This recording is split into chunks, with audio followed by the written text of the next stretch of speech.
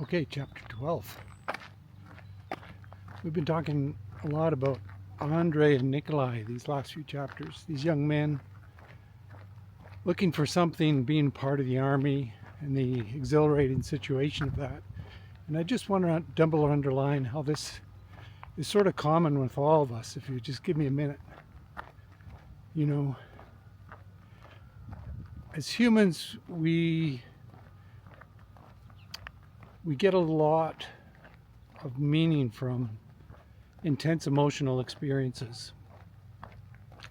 You know, it might be you go to a concert with a friend and it's like something you'll talk about your whole lives together, or you'll go hike in the mountains, or maybe you listen to some music that just brings tears to your eyes or something, or you have a special memory as a family going on a holiday together, and the emotion of it, it's the emotion of it which sort of is calibrating, and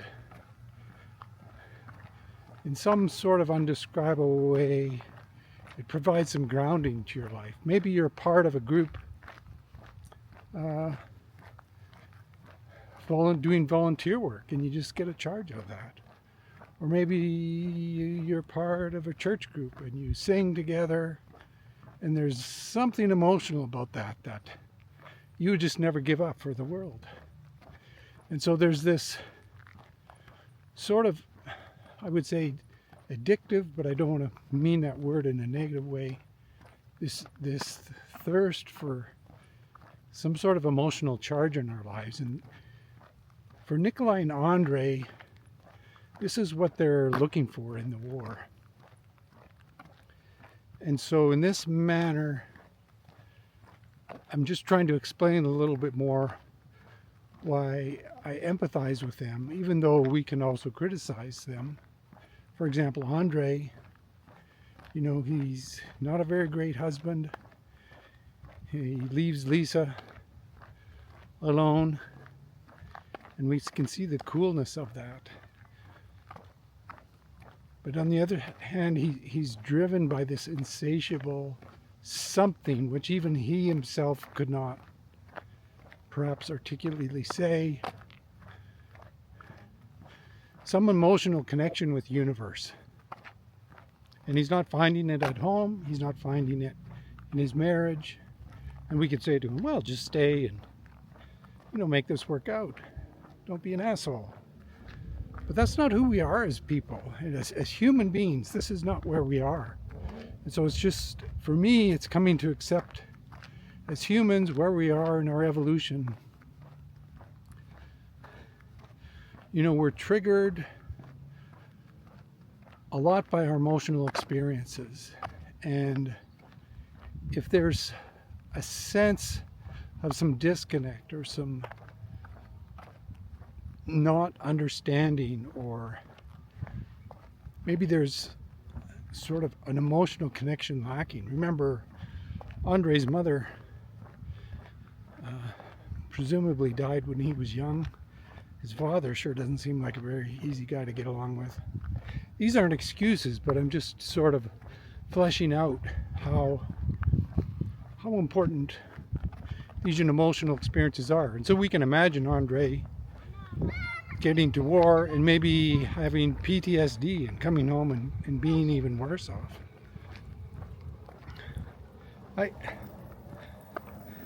This is definitely a possibility. But he could also come, you know how it is, you go on a journey and you come back home and it's kind of like, oh, it's nice to be home. And you see home in a different light. You're much more grateful for it. You know, extreme situations can be like that. You know, he may have this experience at war and he comes home and he's just so grateful. And a transformation happens, something that he couldn't have brought about from within himself, but it needed this greater context to charge him. You know, I've had employees in the past who have quit. See you later. A few weeks later, they're back. Can I have my old job back? And absolutely, you know, these are the, you know, no criticism. we need to go out sometimes and just experience something else to remind us again of just the simple beautiness of what is here. You know, to be able to wake up in the morning and breathe and let this be enough. And for the way most humans are wired, it isn't enough. And that's just the way we are. And I'm not going to foreshadow or predict maybe other alternatives, but just kind of a simple acceptance of us as humanity. And I see this in myself. I've been reflecting on some of my own extreme emotional experiences, and they're very significant to me. Like they most definitely have transformed me for the good. Bad experiences and also very exhilaratingly positive ones. And so, in some measure, this is how I see Andrei and Nikolai. Not without criticism. One thing doesn't exclude the other. We can have criticisms of them as well, or how they're being stupid or immature or something. That's totally on the table. But not to have one judgment exclude another, and just empathizing with these small mammals trying to find their way.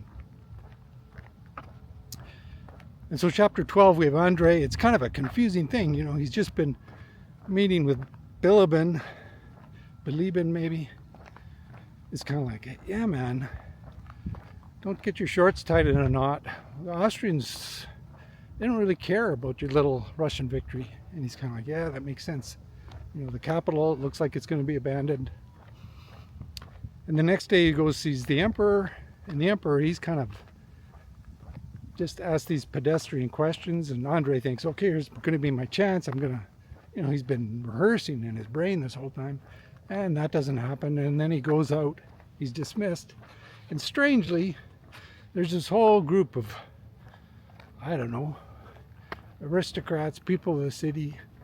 They're celebrating the Russian victory, and he's kind of like, hey, good job, and the emperor's going to give medals to Kutuzov. And it's kind of like, somehow this rings odd to me, just like it's, you know, it's kind of, it's not necessarily the Bilibin's group, but it's like these sort of people who are one step away from the war itself. Just, I don't know, it seems almost like a false sort of rejoicing, because just later that same day he goes back to his place, and he's kind of like, everybody in the town is like packing up and taking off, and he's like, what's going on?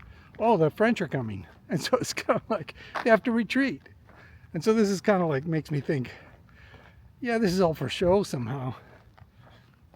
And Andrei's like, what are you talking about? And it's like, yeah, Napoleon crossed the river. Why didn't you guys burn the bridge? Well, I don't know. It's just like, anyway, he's coming.